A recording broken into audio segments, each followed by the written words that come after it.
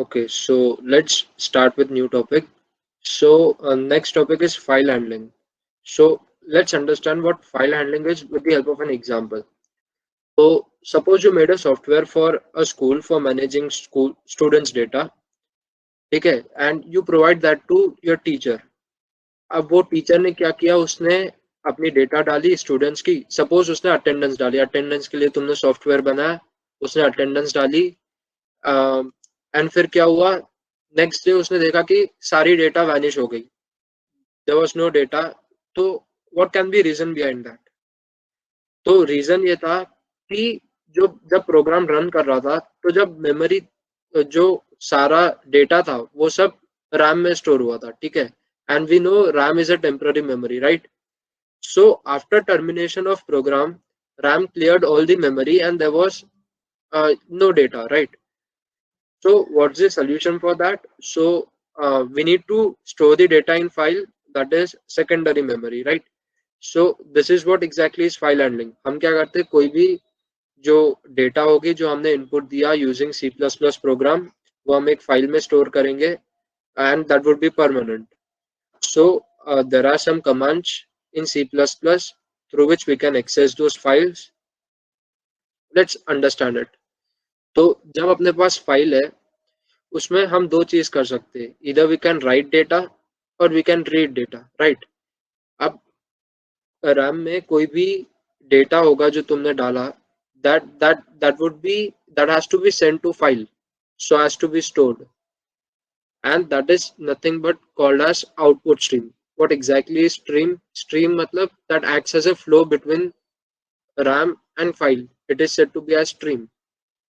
तो जो भी डेटा है प्रोग्राम की, वो हमको फाइल में भेजना है and that is output stream. और अगर हमको वो डेटा रीड करना है from file, so that is read data and that we have to bring that stored data from file to program, and that is said to be as, that is using input stream.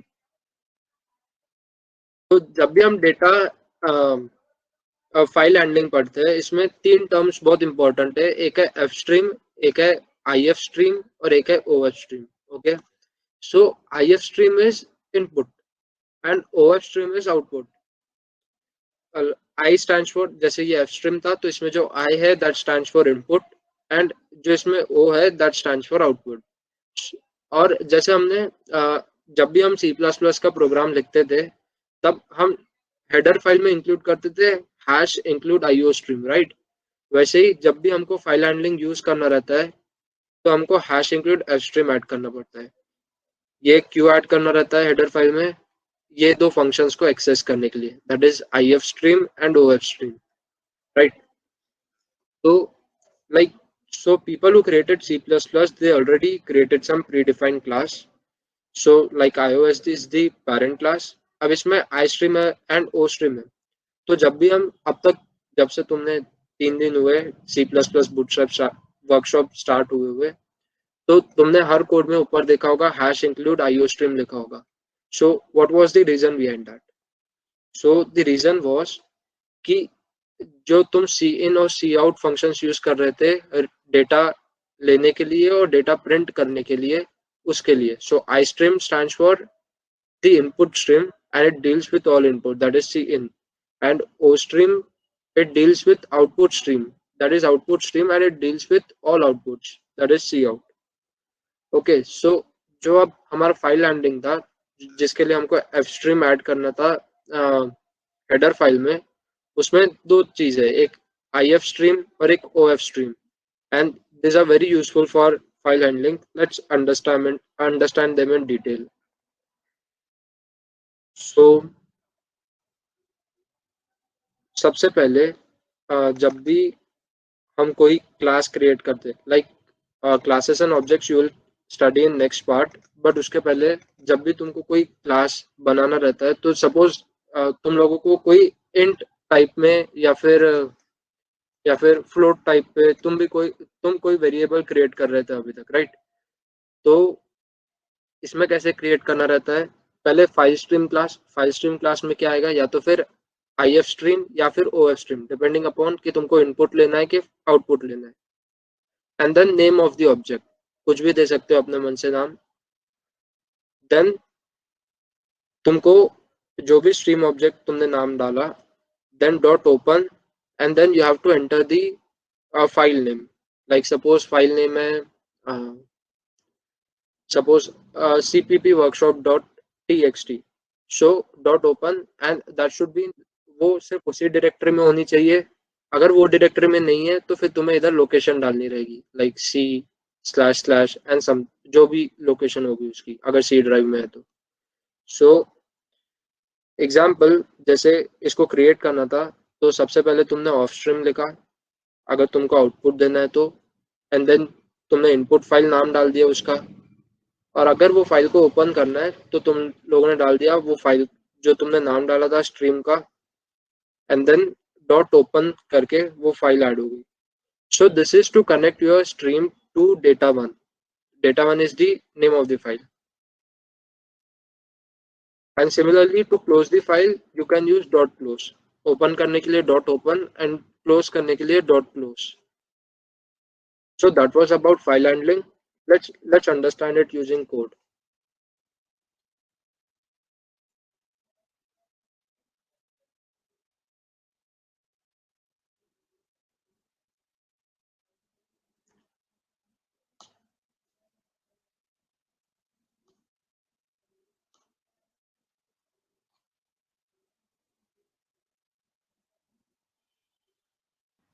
So तो हमारे पास data या सो data हमारे पास data dot text file थी, हमने बनाया मतलब same directory में, because हमको उसमें कुछ डेटा डालना था। तो लेट्स से हमने अभी फिलहाल उसमें से पूरी डेटा गायब कर लिया, जो कि नहीं होगी जब तक हम इसमें से नहीं हटाएंगे, क्योंकि ये मैंने पहले ही कोड करके रखा था। सो सबसे पहले हमने क्या किया, सिंटैक्स में जैसे बोला था, तो जैसे सबसे पहले हमको या तो फिर IF स्ट्रीम लिखना है या OF स्ट्रीम लिखना है, पर वो फंक्शन यूज होने के लिए हमको हेडर फाइल में चाहिए था हैश इंक्लूड एफ स्ट्रीम। तो सबसे पहले हमने just zoom in, is it fine now? Yes fine. So yes, तो सबसे पहले अगर तुमको of stream IF stream function use करना है तो हेडर फाइल में hash include F stream add करना है, वो ऐड कर लिया। उसके बाद तुमको ऑफ स्ट्रीम वेरिएबल यूज करना है, लाइक जैसे तुम लोग कोई भी वेरिएबल डिफाइन कैसे करते हो, इंट ए, तो वैसे ही तुमको यहाँ पे वेरिएबल या तो फिर तुमको IF स्ट्रीम मतलब उसकी जगह पे ही IF स्ट्रीम या OF stream, OF stream is for output, तो OF स्ट्रीम डाला।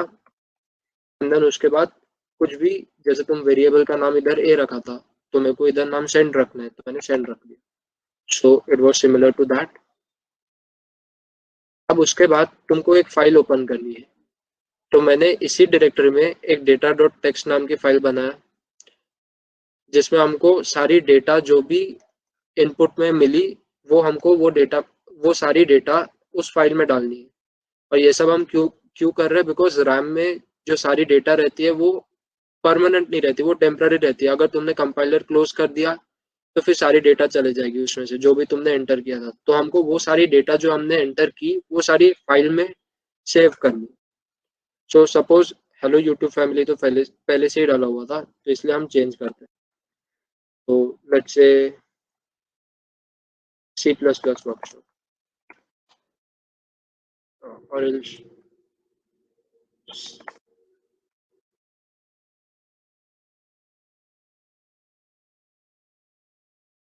Run it. तो ये ऐड हो गया अभी।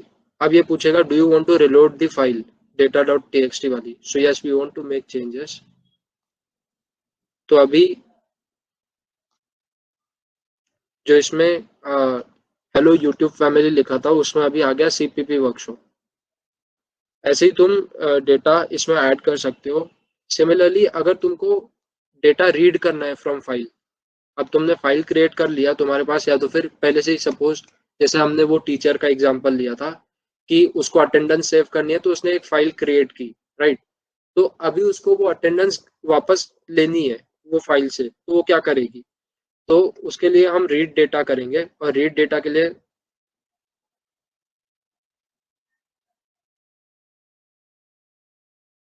सबसे पहले कॉमन चीज है कि अपने को हैश इंक्लूड एफस्ट्रीम ऐड करना है प्रोग्राम में।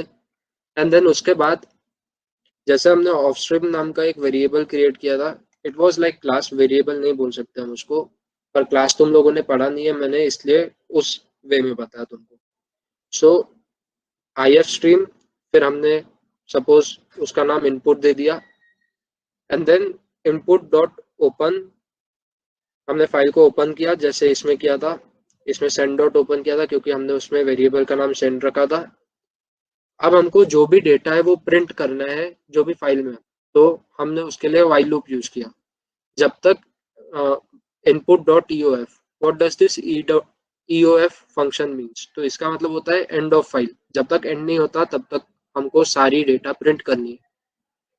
और उसमें हमने एक वेरिएबल डिफाइन किया, स्ट्रिंग नेम। ये क्यों डिफाइन किया अभी? ये बिकॉज जो भी डेटा है वो उसको स्टोर करने के लिए अपने को कुछ वेरिएबल चाहिए, राइट?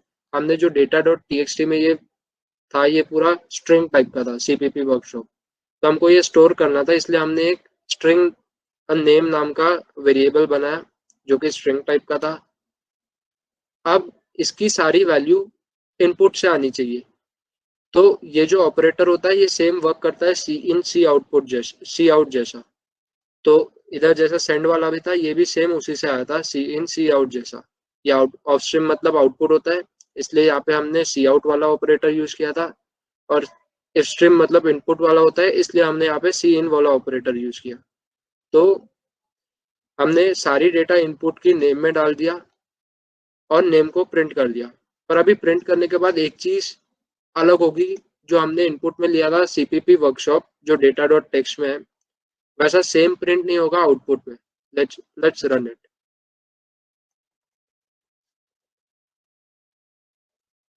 देखो अभी इधर की स्पेस गायब होगी जब हमने प्रिंट किया।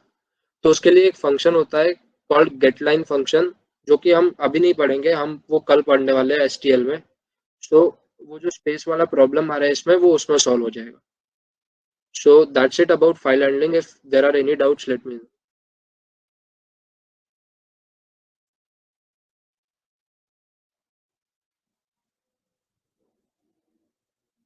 Yes, we'll be covering OOPs today. Are there any doubts in Means file handling? yes, there is one doubt. Means what does off-stream send signify? What can you repeat? What does off-stream send signify? Okay, yes.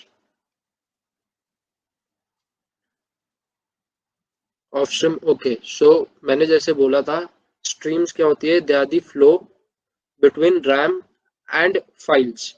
तो जैसे हम तो ये जो होता है वो output stream होता है। आउटपुट स्ट्रीम मतलब जैसे एक बार मैं PPT पे बताता हूँ।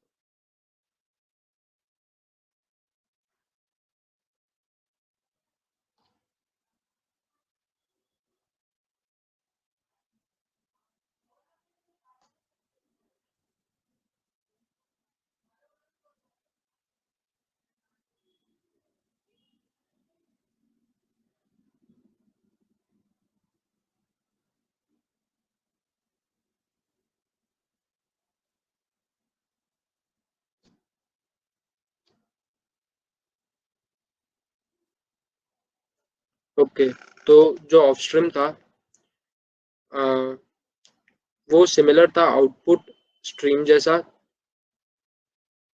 ये जो आउटपुट स्ट्रीम है दैट इज ऑफ स्ट्रीम। जब हमको कोई भी डेटा रैम से फाइल में डालना रहता है, then we use a function called of stream. और फिर जो आगे सेंड था उसके, वो उसके वेरिएबल का नाम है। लाइक जब हम क्लास डिफाइन करते हैं, जो तुम नए अगले टॉपिक में पढ़ोगे।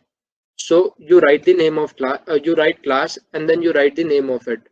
तो सिमिलर वैसा है इधर। Of stream is like class, और फिर उसके आगे वेरिएबल का नाम, मतलब क्लास का नाम। So it is similar to that.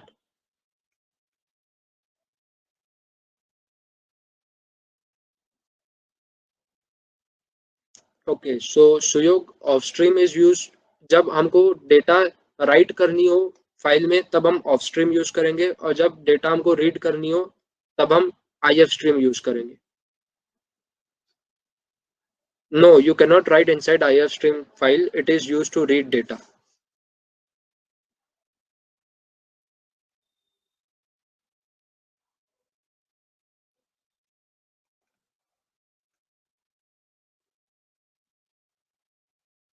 Okay, so we can move on with next topic then if there are no doubts.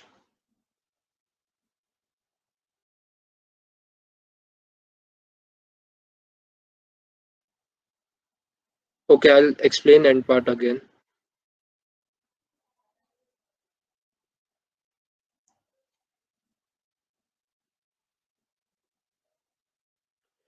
So ये जो IF stream वाला पार्ट था, तो सबसे पहले हमने एक क्लास क्रिएट किया इनपुट नाम का. हमने एक फाइल ओपन किया जो कि था data.txt. नाउ while लूप में जो भी इस डेटा में जितना भी टेक्स्ट था, तो हमने उसको वाइल जब तक टेक्स्ट एंड नहीं होता, end of file, EOF means end of file. तो जब तक इनपुट वाले IF स्ट्रीम टाइप में जिसमें हमने फाइल ओपन किया है data.txt, जब तक उसमें एंड नहीं होता तब तक ये वाइल लूप चलेगा. तो उसमें हमने फिर एक स्ट्रिंग नेम क्रिएट किया, why to store the data. जो भी उसमें डेटा था data.txt में, वो सारी डेटा स्टोर करने के लिए हमने एक स्ट्रिंग क्रिएट किया विथ नेम, जिसका नाम नेम था.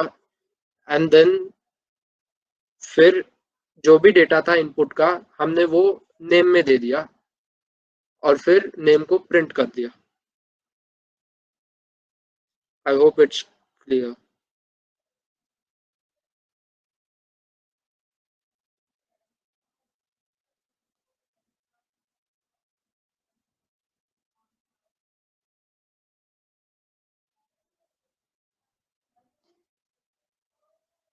Why input is used instead of cin. Okay, so यहाँ पे इनपुट जो है वो सीन नहीं है. This are different things. इधर हमने नाम इनपुट दिया है. You can keep any name, like हम इधर रीड कर रहे हैं ना, so we can write read. This is not, this has no like relation with that scene. This is different.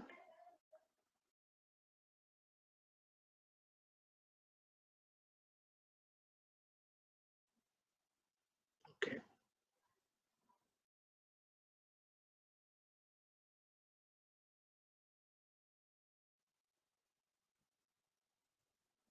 You can see अभी भी प्रिंट हुआ. वो इनपुट हमने बस उसको ऐसे ही नाम दे दिया था. वो सीन से उसका कोई रिलेशन नहीं है.